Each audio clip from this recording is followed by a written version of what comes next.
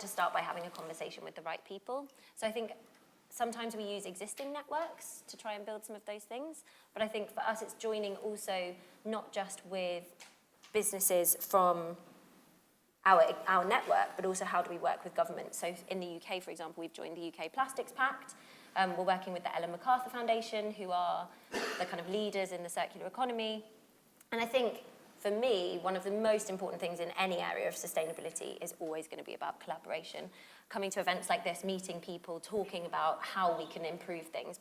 And actually, I think that gives you the inspiration to take back to your employees as well. How do you approach that at Oracle in terms of making sure that you are authentic, but that the purpose is infused through the way you do business and communicate?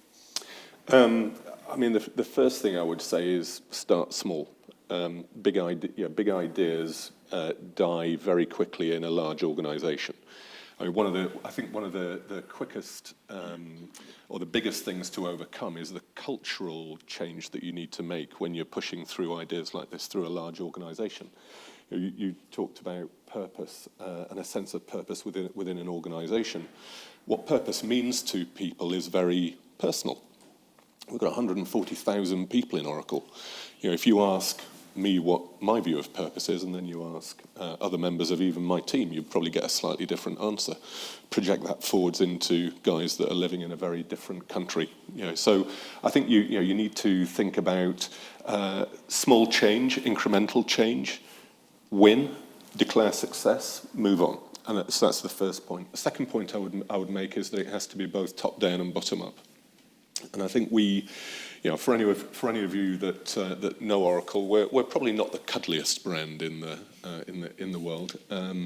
And historically, I would say probably our mantra has been sell shit. That's not a bad mantra for a commercial organisation. I think what has changed, and certainly coming into the organisation, is the reality of how much we do spread across various purpose initiatives, loosely split into education, environment, and community. Now, some of that is driven top-down, and there's a lot of it which is from the internal comms team. They drive through, whether it's behavioural change. We are 100% carbon neutral. Not bad for an organisation that makes what we do, given the number of offices that we have.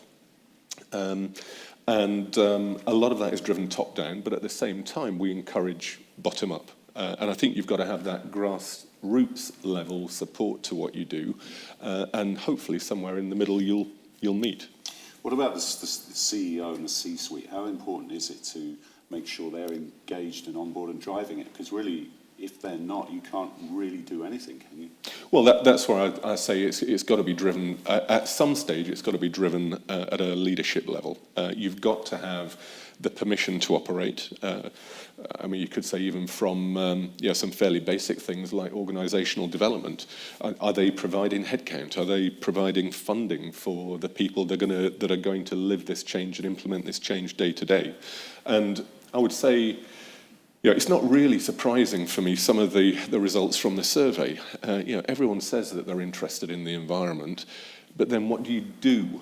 And the difference, the human condition of saying that we want to be worthy and then going and buying a £1.50 t-shirt, really not very surprising. So I think there is a difference there between what we say and what we do, and you've got to convince the shareholders as to the commercial value of purpose. Then you'll get action. And at a smaller scale, I have conversations with the sales team, and predominantly that conversation is, how are you going to help me sell more in the next quarter? So there is a commercial reality to this, and I think playing through purpose, where benefits probably aren't going to materialise in the next 10 weeks before the quarter closes, you've got to have an education process about how ultimately it's going to benefit the company. And I don't think that's just relying on the leadership. I think that has to be imposed by the shareholders ultimately. They have to understand the regulatory environment. I don't think it's an accident that probably the most regulated industry on the planet is the most trusted, because I think we know that you can only say so much in so many ways about healthcare. So I think you have to impose a regulatory environment, and I think you then have to impose upon the stakeholders the commercial reality of what purpose means today. Sam, it's making me very homesick having you on the panel, because I spent 15 years living in Yorkshire before I moved to London and then off to the States. So a different type of brand, Taylors of Harrogate, a much loved brand. Tell me how purpose is infused in your brand and how you deploy that in the marketplace. I mean, I think it's really interesting, and I felt myself really frantically nodding at everything Katie was saying, because actually we're very, very similar. Purpose is something that is just completely ingrained in everything that we do. So again, we recruit based on our values. We're very values-led. Everything that we do is based on the depth of our relationships that we have, and that's not just with our employees, but actually very much with the people who grow our tea and coffee. So I think it's kind of, I guess we are lucky in that respect. We find it possibly slightly easier than other brands in that, it's just part of who we are. So it feels very authentic. We have that authentic voice already. And similarly to Innocent, we don't shout about it. So you might not know that for Yorkshire Tea and for Taylors of Harrogate, we do so much good work. We work very, very closely with our communities and our people at origin, our smallholder farmers, the people who bring us our amazing tea and coffee on projects that mean something to them. So it's not about going and projecting or trying to find some purpose or trying to find things that our consumers are necessarily interested in. It's about doing the right thing.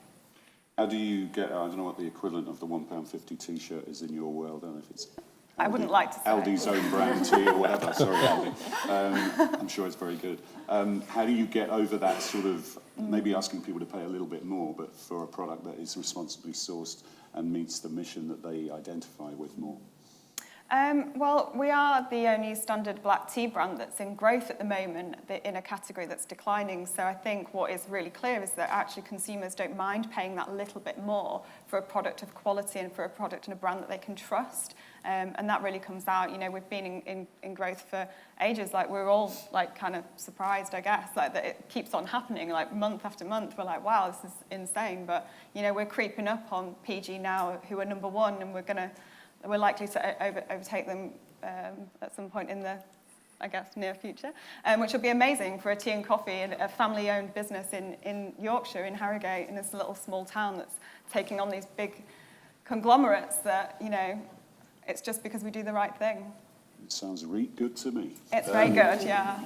Kathleen, you can't purpose wash, and you can't get away with that, so you have to be authentic. How are you advising your clients to do that? Because I felt at Davos last week, I was every single company had this message, and some of them you're thinking, I'm not sure you're really living up to that mission in the way you do business, around the world. So how do you make sure that the clients you work with are really authentic and on mission, and what do they have to do to achieve that? I think that the first thing we go in saying to clients is, this is not a campaign. This is about genuine business transformation. So the key to getting credibility and trust from purpose is coherence. And I think that's where many businesses are tripping up, is they're doing purpose stuff over here, and they're doing something completely different over here. So we have a behaviours approach to purpose, which is quite different to a communications approach. We list 5 behaviours that we look through. So we say, right, let's define your purpose at the intersection of where your material impacts are, where consumers expect you, where we think you can add good.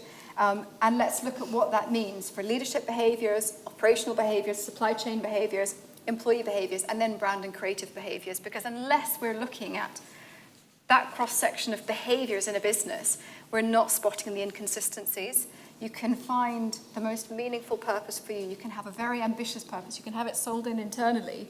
But if you're tripping up on any of those behaviours where it hasn't been thought through, then you lose all credibility. So it's really about saying, this is a behaviours-based approach. This is actions, not words. And that's where we start when we take purpose. And how do you get the C-suite engaged and on board and leading that mission? Have you found that's easier than it used to be to get those conversations going and to get the face time with those stakeholders? Absolutely. I think what's really interesting now is there's almost a cost to inaction. So everybody talks about how are we going to be doing business in the next 100 years? Businesses are competing for resources, they're competing for talent, they're competing for supply chain partners. So there is a very strong business case to be saying, let's do this properly. And there is a reputational cost of not doing it properly as well. So it's almost flipping it on its head, and it's the cost of not doing it properly, rather than, I think, a couple of years ago, we were still trying to show the financial benefits of doing this. Now we can go in and say, well, there's a real cost to not doing this. Right, an opportunity cost. One of the things the data shows is that young people are kind of, they're insisting on this now. And that's young people who are your consumers, but also young people that come to work for you. So how is that changing things, Katie? You work in internal communications. You talked a little bit about how a company's staff are their biggest stakeholders. But what's coming through with this current generation, and how's that going to change this purpose agenda moving forward? It's really interesting. So I think for the innocent employee population, what I've noticed is as we've had more kind of graduate level people coming in from universities, the first thing they want to do is come and talk to the sustainability team and say, how can I get involved? I know I don't work in your team, but I really want to do this and I really want to do more. And I think that's something that we have seen. So I guess maybe the stuff that I was talking about is already really open for the younger generations and maybe a little bit harder to sell into some of the people that have been working for longer or maybe coming into an organisation and have a long career behind them and want to focus on their job. Whereas actually I think what I've noticed is the appetite to help and to do something in the kind of sustainability area that is linked to purpose is really important. And I don't know any numbers, I don't think we've got any numbers on this, but the purpose for us is, I'd say, one of the main reasons why we get graduates wanting to work for us versus other organisations. Because to be frank, they don't get paid as much to work for us as they probably do for other organisations. And actually, it is more about that workplace environment. It's about doing something that feels like it is beyond just making money. So I think it's really important. And I think also, importantly, I guess, to go back, purpose for us isn't led by a comms team. It's not really led by anyone. And I know at the start, it's got to be led by someone. So I guess I would encourage you to think about who can lead it for you that isn't necessarily in your comms team. Could it be your HR team? Could it be, we have a culture team that work on how do we, as we grow, how do we make sure that we have this feeling of still being a startup? So could it be one of those teams rather than being your comms team? Because if it's your comms team leading it, you've automatically got what you were talking about, Kathleen, which is, well, we need to communicate it, but you don't need to communicate it until you've got to that point that it's embedded, I would say. It's more organic and authentic coming in that way. I think so. Yeah, Chris, how do you approach that? I mean, we heard about the reskilling thing that's going to go on in the next 20 years. People are looking to their employers sort of for leadership and trust in a very turbulent world where, other institutions are maybe letting them down. And that goes to your staffers, but also your younger consumers as well. So how's that playing out at Oracle? Let me give you a couple of slightly contradictory comments, and just picking up on what you were just saying. I'm not entirely convinced that, maybe I've just been under the sun too long, but I'm not entirely convinced that this generation is really that different. I think if you ask the Woodstock generation whether they were purpose-driven, I think you would have had a bit of a yes. I think there are other generations that have come along. I think it may be time of life, it may be the brand that they go and choose to work for. I think there's a lot of evidence that it's more maybe, it's maybe more time of life than it is a generational thing. So that would be my first point. In terms of your more direct question, Stephen, we as an industry, especially with the advent of artificial intelligence, machine learning, pattern matching, we're about to displace entire communities of our traditional buyers, not just other people out in the market, the people who actually bought our product. So it's not a traditional business practice to put the people who buy your product out of a job. So what we are very focused on is reskilling, educating them on what life after AI looks like, the new types of jobs, just to get into the messaging a little bit, and without boring you all senseless. Something like 80% of an administrator's role is maintenance, security, patching, really fairly uninspiring stuff. So what we're trying to push them towards is that in the future, technology can handle all of that stuff, and actually you'll be free to do far more higher value work. Now, the dirty little secret is, do people actually want to do that? Because yes, it might be more inspiring for a number of people. It's also quite frightening. So I think there is a big job in terms of reskilling. Internally, we're doing a big job around that. Externally, we've got a lot of materials. We're working with, I talked about one of our main initiatives was education. We run an organization called Oracle Academy, which is a not-for-profit center based on reskilling, retooling. And it's everything from reskilling, retooling, through to education of those that wouldn't otherwise have an opportunity to join the profession. So I think you've got a responsibility as being part of the industry where you need to do part of that. I think our people demand it. I think for us it's also a good business practice that we need to be able to do that. And I think it's where good business practice, I'll come back to the commerciality, good business practice overlaps with purpose that you'll get momentum. How difficult is it to get over the cynicism that AI or machine learning or whatever you want to call it is going to lead to fewer jobs? Because that's the mantra that's been played out in my industry, the media, that, the run-of-the-mill financial journalism or whatever is going to be done by robots, and you'll be able to concentrate on more in-depth journalism, and then, hey, presto, another 1,000 journalists lose their jobs, Yeah. How do you get over that sort of cynicism about this whole issue? I mean, specific to your point, I would say, you're not necessarily out of a job because robots are writing pieces in the FT. You're out of a job because of the way in which we choose to consume media. So I think there's a very different challenge there. Help. I don't think that's there are many things that AI is responsible for. I'm not sure the challenges of publishing is one of them. No, that's a whole panel. Yeah. It's just you get very good at sort of saying, well, hang on a second. Everyone says, well, AI is responsible for all of this. Not really. I think look at the various industrial revolutions that we've had. We have more employment today than we've ever had before. If we want to go back to being a Luddite, then we should probably get rid of the machine loom. There are, I think, lots of studies, lots of research that say the variety of jobs, the ability to skill up, is going to be more present than ever before. I think that brings with it more of a sense of, and this I think is a government issue rather than just a commercial issue. How do we give access to jobs for those who maybe wouldn't otherwise have them, whether that's because of education or geography? I mean, you've actually probably got a panel weighted towards the north of England. So I'm from Yorkshire. I'll tell you, when you go north of the M25, the jobs and access to jobs changes very markedly. Just in this profession, how many of you come from the southeast, and would you have got the job that you're in now if you had to travel for your first job? I'm guessing many of you wouldn't be able to. So there are little things like transport, access to accommodation, access to jobs regionally, that bite you in the bum long before you ever get to artificial intelligence. Yeah, there was an interesting piece on Newsnight tonight from Grimethorpe about the ASOS and the impact of Brexit. Again, another panel maybe.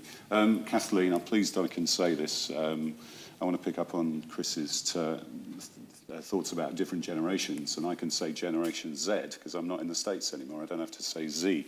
But there is a theory that that Generation Z is actually very different to the millennial generation, to Chris's point, and you can't just tar everyone with one brush. And you have to be a little more nuanced in the way you look at generations and different audience.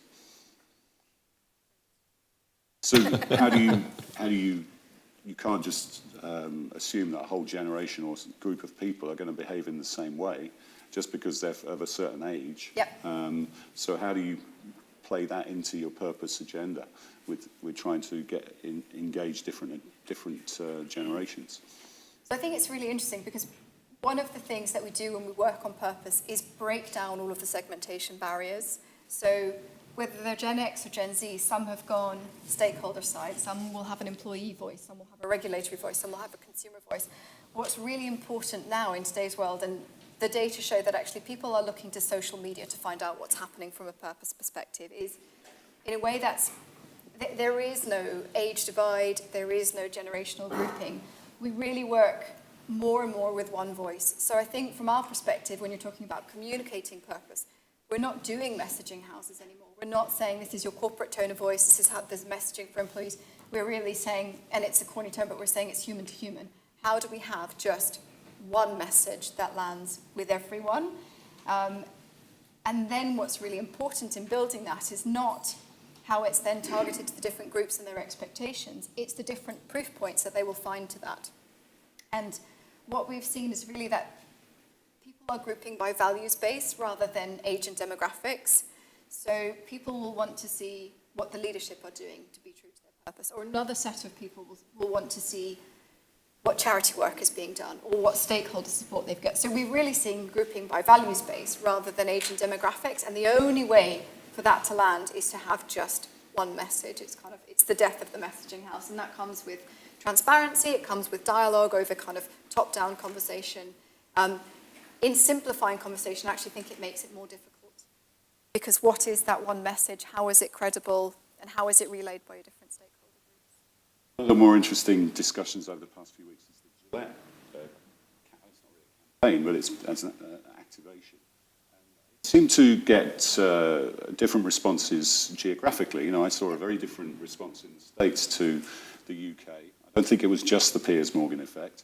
But there certainly seemed to be more of a backlash in the UK compared to the US, for example. Maybe a different attitude to it from the gender point of view, from women versus men. So how does, what's your take on that? And you know, these everything's global now. You're talking about social media, and it gets so many views. So how can brands navigate that? I think it's really interesting. So you can take the Gillette example, or you can take a Ben & Jerry's. So Ben & Jerry's have taken on multiple social causes. Pepsi tried to do that and failed miserably. I think the difference between these brands is you can pick social causes that people don't get behind if you are a values-led organisation, if you are seen to be genuinely doing stuff to progress the cause. The Heineken example was really interesting as well. So Heineken took on diversity and inclusion a couple of years ago and said, you know, bring people together over a beer, discuss your differences, which is lovely. And that's an example of using a brand's power for good. But they did nothing to support how they were actually going to make that happen. And that's where they got backlash around it. So I don't think it's about the cause that's being chosen. I think it's, again, how are you walking the talk on that? And that's what we're seeing globally. So people will pick up on differences. Different groups will react to different causes. I think what's interesting is you can take on multiple causes if you're seen to be doing it sincerely. And if you're seen to be genuinely taking action behind that. Do people think that Gillette came over as authentic and genuine? I think on social when I was looking at it, absolutely. And I think it's one of those where I'm not really sure on where it came from. And obviously a lot of people were saying that they were jumping on the back of the Me Too movement, which, you know, is never going to get a great response. I think what we've done from a Yorkshire Tea perspective, if you look at things like our cricket campaign, it doesn't really seem like, I don't know, the obvious choice for a social campaign, but actually we've been involved in cricket for 30 years from a grassroots level. We actually worked our way up through the Village Cup and eventually ended up sponsoring the England cricket team for 6 years, but have taken a step back from that now to focus again on grassroots cricket. And we do that through our charity partner, Chance to Shine, who have basically in the last 6 years got over 4 million kids in schools picking up a cricket bat and getting involved in the game of cricket, which is all about teamwork, togetherness. So I think it's just about finding that thing that is really ingrained in what you do. So we have a cricketer on pack, you know, it's the only game that stops for tea. So it just really means something, you know. So it's genuine and authentic to your brand in the same way with Nike with the Colin Kaepernick thing did something that maybe Pepsi or or Gillette, big discussions around that. And there's the whole discussion then about moving from awareness and clicks into real sort of effective discussion around your brand. You know, Gillette certainly got a lot of attention for that, didn't they? You wouldn't get a brand being talked about as much without doing something like that. Chris, I mean, how do you stick to that? Or this seems to be the nub of the whole thing, is being an authentic brand and sticking to that in everything you do, in all the partnerships you build, and trying to make that work globally around the world. I was struck by what you said about you've got different stakeholders around the world. I remember the LinkedIn CEO, when the morning after the election, sent a note around to all his employees saying not to worry about having a president that they made, President Trump. But he kind of forgot that a big part of their employee workforce was actually Trump voters, and we're in the Midwest, and so you've got all these different stakeholders even within your own organisation. Yeah. How do you know, it's difficult, isn't it, for big global organisations? It is, and I think that's where I'd go back to what I said at the start. Start small, make sure that you've got some core truths to what you do. Make sure that you allow, I think it's the top down, bottom up. So top down, pick a couple of initiatives that are consistent with the brand, that you can deliver purpose around across the board. And allow flexibility for local interests. So I was in a call yesterday. I'm an ex-soldier. We've got an initiative. We're part of the military covenant. We support all of the armed forces, and we're doing a series of initiatives within the company to support veterans and fundraising for the Soldiers Charity. Wonderful. I'm personally passionate about that. I get involved in that. I'm not involved in some other initiatives, but that doesn't mean that I stop my guys from getting involved. It's about picking something that you're personally passionate about. And I think having an organisation that is flexible enough, and I think this is the difference maybe between being a global organisation and a local one, being flexible enough to allow that type of, for want of a better phrase, personal expression in purpose. Great. So we've got about 15 minutes left. Let's throw it open to the audience and get your questions. Stick your hands up if you have a question. Please say who you are and where you're from before you ask your point. Got one down the front here. We don't have a mic, so sorry. So please speak loudly. Yeah, sure. So for us, we have a whole template. So you have the things that you're looking for in the role, so I guess the objectives of the role, and then on another page you have each of the 5 values, and underneath that, what are the things that you'll be looking out for under each of those values. So do they say X? Are they asking for this? You know, when they're doing a certain question, are they thinking entrepreneurially about it? Are they showing you that they're going to be commercial when they're making decisions? So it is actually a full matrix, which you can then score against, so that they get basically a values. I don't know if it's a specific score, but they get a values rating at the end of it, so that you can say, yes, they are, or no, they're not aligned. Yeah, as part of the specific interview process as they're talking. Really, really similar. It's actually quite scary how similar our processes are, considering we've only just met today. But yeah, really, really similar. We're going through a recruitment process at the moment in the brand comms team, and it's very, very similar. My colleague and I kind of were sitting, we have, you know, these matrix, which are all about our values and what matters to us as an organisation. So for me, when I'm recruiting, it's less about the skills, because I think skills are really easily learnt by the majority of people, but it's what people's core values are and how they fit us culturally within our team and within the wider business as well. That's the most important thing for me. And if I could just say though, so I also look after our human rights work at Innocent, and one of the things that is a bit of a watch out from a diversity and inclusion perspective is if you allow people to hire against their values, it allows their unconscious bias to come out in some senses. So we also do unconscious bias training with all of our managers in the organisation, and any hiring manager has to have unconscious bias training before they're allowed to do that process, because otherwise you might end up with a situation where everyone's just hired someone that they think is like them, but they haven't done it knowingly. So, yeah. I have an interesting insight from Unilever as well for you. So Unilever, 10 years ago now, when they launched their big kind of, we're going to be a purpose-led company, they started hiring a lot of graduates from the best sustainability masters. And it was an absolute disaster. And the Unilever chief talent officer stood up at a conference afterwards and said, actually, They just were looking from a skills perspective, and what they really needed to complete their purpose mission and to have it embedded was to hire people who liked unsolvable challenges. And so they completely rethought their recruitment criteria. So, well, actually, we need a mindset, not a skill set. And I think when thinking about purpose, it's really important. Absolutely, and I think with the role that we're recruiting for at the moment, I've got some things that need a bit of comms experience here, passion for sustainability, but actually the core thing, and I hope none of you have got through to second stage, but the core thing, the big challenge is tell us a story. Like, that is your challenge, to engage us and to tell us a story about something that really means something to you. So, yeah. So it's you can teach people the right skills if they've got the right attitude for those sort of roles. So I think a recent example, so we worked on P&G's sustainability strategy, the new Ambition 2030 that launched at Davos last year. What's been really interesting is, so part of that strategy was to work differently with NGO partnerships. And as kind of proof of promise on that, we set up a shadow board for them. So they meet once a quarter. The CEO sits down with the leading air pollution expert from China, with packaging expert, plastics expert, and they get to challenge the full membership on progress, how are they meeting their targets. And I think those forms of partnership that are really less of a commercial partnership, but much more about how do you bring a stakeholder voice into an organization in a safe place to really challenge progress, to challenge credibility, to challenge commitment.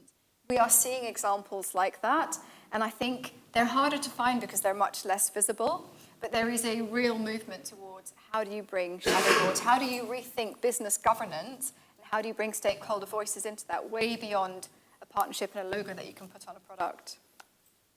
Chris? For me, it would be governance. Again, if I go back to the work we do as part of the military covenant, there are a series of commitments there that we make in order to maintain that.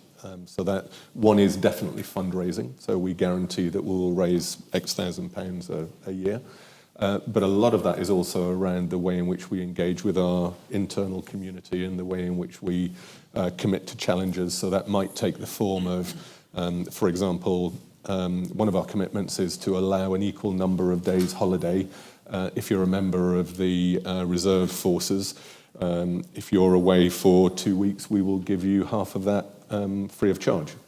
So there are commitments like that that you will make that are about flexibility in workload, how you organise your team members around you, how you are structured as a member of a team, as well as just the money stuff. And there is definitely some money stuff, but I think it's about understanding what both parties are getting into. Okay, we've got a few more questions. One there, and then we'll go to this one here. Can you have a big goal and start small? Well, I'll give you an example from my space. I mean, if you go back into the dim and distant mists of time, a guy called Bill Gates said that he was going to put a computer on every desk and in every home. I mean, at the time, that was just crazy. His point there was access to computing. Here we are. Just the one computer then in every home? No, probably about 15 or 20 connected devices. So I think it's absolutely attainable. If you look at what he's done since he left Microsoft, he's now running the Bill and Melinda Gates Foundation. His key goal is malarial eradication. That's a pretty big goal as well, and he's on the way. So is it possible? Yes, I think it's absolutely possible. I think the question is whether you can devote a focus of purpose and the energy to it in order to make that your central mission. In the first case, I think there was obviously commercial gain to him doing that. In the second case, he has the luxury of probably not... Being the richest man in the world. Being the richest man in the world. So he's probably not wondering where his next paycheck's coming from. So, there are also sort of structural elements there. I think in a commercial business, it has to be connected to the core of what you do. And I think that's the key for me. Is it connected to the core of what you do? I think this is semantics a little bit, but I think there's a difference between a purpose and a vision. So actually, the thing that you just said about us being the Earth's favourite little healthy drinks company, that's actually our vision. So the purpose of our organisation is to help people live well and die old. That we're doing, and the aim is to be the Earth's favourite little healthy drinks company. and we're doing that by living our values. So I think that's how you connect it. It's not just having this kind of, wait, great, we've got that purpose, but I don't know what that means for me, because actually bringing that down to a vision of where we're going and a way in which we're doing it by being certain values sets and by living that in every day, I think that's how you actually make it real, rather than it just being this lofty statement that no one feels connected to. I think the connection is in the values and how you help people to do that as part of their role. But I also think, I don't think purpose can be too great, but I think many purposes are too generic. There are so many purposes out there about doing better, or doing better how, or why, or what for. And you can play purpose bingo with all of these words that get rehashed. So I don't think a purpose can be too big, but I really think it can be too generic. And I think it's also about having a commitment that gives it that pointy edge, and then a roadmap to get there. So I think if you take someone like H&M, so H&M's big kind of purpose vision about changing the fast fashion industry, and then their commitment to be 100% circular, and the roadmap for them to get there, is both massively ambitious. It's huge, it's too big, but it's very specific, and it has a roadmap to get there. So I think it can't be too big, it can just be too generic. Yeah, I felt we had a few of those slogans at Davos, definitely. Trust is the ultimate currency, maybe being one of them. We did have one question over here, yeah. And then we'll go over this side. I think I suppose there's several things that come together. I think it's the Winston Churchill quote of, I wrote you a long letter because I didn't have time to write you a short letter. So getting to one message that works for everyone is in a way much harder than multiple messages for multiple audiences. So the way we approach that is by using social media insights. So we use a lot of social listening, a lot of influence to understand what the expectations are from the multiple audiences. What are the stakeholder expectations? What are the consumer expectations? So in a way, regardless of age group, because actually for us it sits at the intersection of all of those things. And then I think when you get to things like being able to communicate about a proof rather than targeted messaging. So the CVS example that I mentioned earlier, where they had a whole campaign about them quitting tobacco, that worked for all audiences. The Volvo Life Paint campaign, that was a small video that went viral, that worked for all audiences. So I think when you get to a kind of communications reasoning of saying, right, I've got this purpose, and actually what I'm going to use to communicate is not a nice story about the promise of that purpose, but is in the ways in which I'm delivering it, it's much easier, because then you don't have the same barriers. That kind of proof point is as relevant to any audience. I'll just add to that. As communicators, I think we quickly latch on to so-and-so said. We have a big responsibility functionally to spend a lot more of our time and budget on empirical data, and being able to dive into that. I mean, I talk about us being as much system analysts now as communicators. We've got to have the ability to interrogate data in the way that we have never done before as a profession. So my first point would be, just because you have one customer or one member of your channel coming to you and giving probably his point of view based on what evidence, I think we've got to get a lot more targeted, a lot more challenging with the people that give us these anecdotes and say, what are you basing that data on? And I think we've also got to structurally, as a function, being able to interrogate our own data sources. What we've found is that it's much about a psychographic rather than a demographic. So we talk about attitudinal attach points that we need to get to.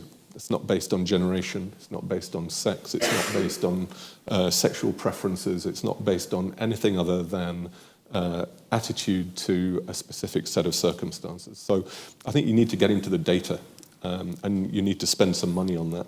And I happen to know some good artificial intelligence and database technology if you want to talk afterwards. All right, let's two more quick questions, then we've got to bring it to a close, I'm afraid. So how bold have you got to be? I mean, Nike was bold. They knew their share price was going to go down first, but they took the view it would come back up, and Procter & Gamble must have gone through that same calculation with Gillette. So I'll go first. I mean, for me, this is where you've got to have someone in our profession in the room, because I think the skills that we bring, which Pepsi definitely didn't have. I think so I mean, a lot of the things with the Pepsi campaign, a lot of the commentary was, where the hell was the PR person when they said, oh, you know what I think is a good idea. You know, you've got to have that interrogation of the external environment. And I would probably push it back and say, well, does it seem like it's ambulance chasing? If it feels like it's ambulance chasing, then the answer is probably no. If it feels like it's still genuine, and would you do it regardless, just because it's the right thing to do? Well, go do it. You know, so I guess it's as simple or as complicated as that. But it's having the right people in the room to bring the right perspective that I think is the organisational development side of that, the structural part of that, which is key. That was done by Pepsi's in-house studio, so that's why people need agencies, isn't it, Kia? All right, well, can you give a big round of applause to our panellists, please? Great discussion. Thank you all.